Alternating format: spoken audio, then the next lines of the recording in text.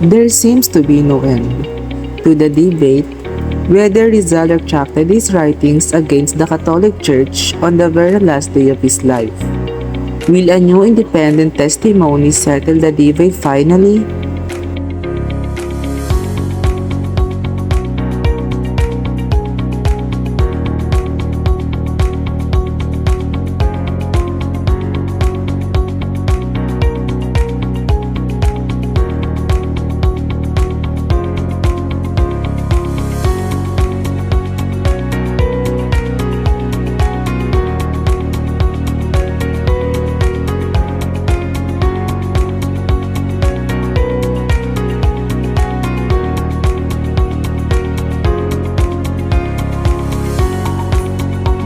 Jose Protasio Rizal Mercado y Alonso Villalonga.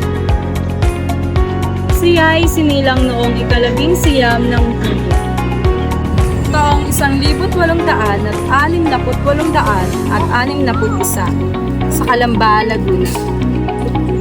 Ayon sa ilan, si Jose Rizal na pinaslang ng mga kolonyalistang Espanyol 120 years ago.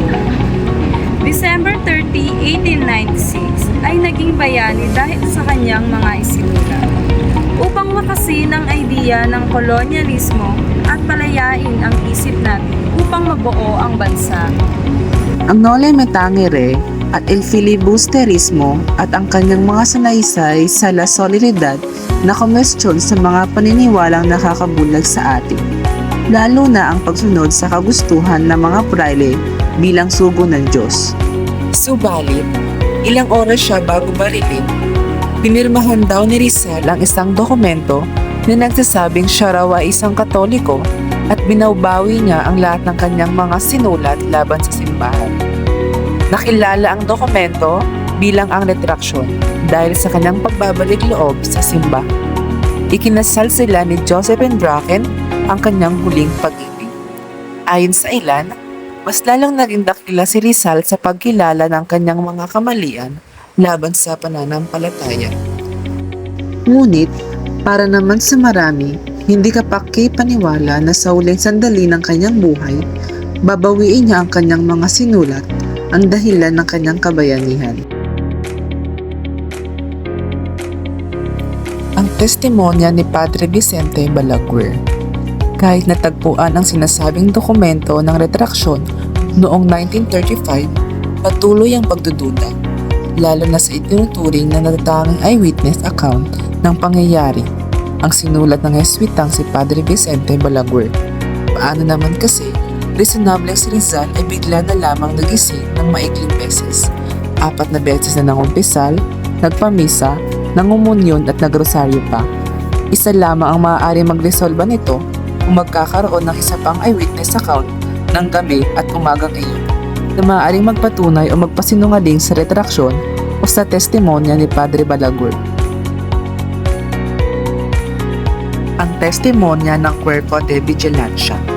Nitong August 4, 2016, binasa ni Commissioner Rene R. Escalante, ang OIC ng National Historical Commission of the Philippines, ang isang professorial chair lecture sa Rizal Studies na pinamagatang The Examining the Last 24 Hours of Rizal Using Spy Reports sa De La Salle University sa mga dokumento ng mga espiyang Espanyol na tinatawag na Cuerpo de Vigilancia. Matatagpuan ang ulat na isinulat sa araw ng kamatayan ni Rizal ni Federico Moreno na nagkwento payag sa kanya ng isang ahente ng Cuerpo de Vigilancia, isang bantay sa selda ng Rizal. Sa makatuwid, isang additional independent eyewitness account. Ayon sa pahayag, sumulat si Rizal ng isang papel na narinig niyang ang retraksyon. Binanggit rin ang dalawang paring Jesuita na pumasok sa piitan ni Rizal, Padre Jose Villaclara at Padre Estenilio March. At dalawa pang tao, sina Wander Fresno at Eloy More. Narito ang ilang bahagi ng sanaysay na isinalin sa Ingles mula sa wikang Espanyol.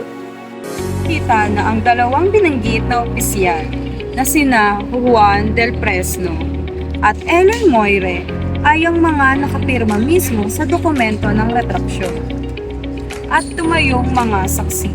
Gayon din, ibinanggit ng Guardia na bago dalhin si Rizal sa Luneta, ay ikinasal muna siya kay Josephine Braque.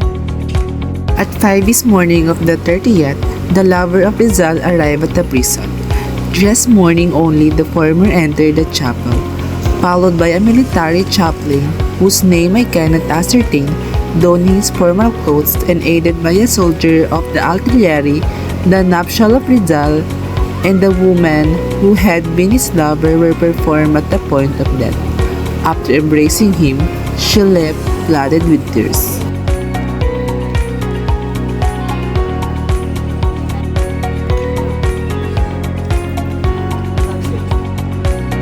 At ang nakakagulat, itinala ni Moreno ang lahat ng pumasok sa selda noong gabing iyon.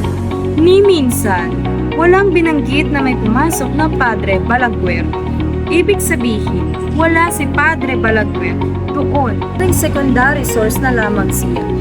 At kinapanayam na lamang siya ni Padre Villaclara at Padre March upang buuin ang kanyang testimony.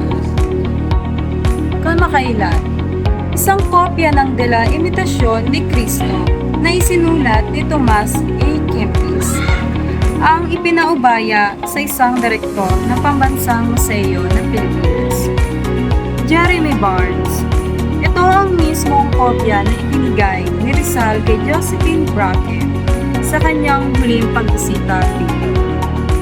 Isang araw ng kanyang kamatayan, isinulat niya dito: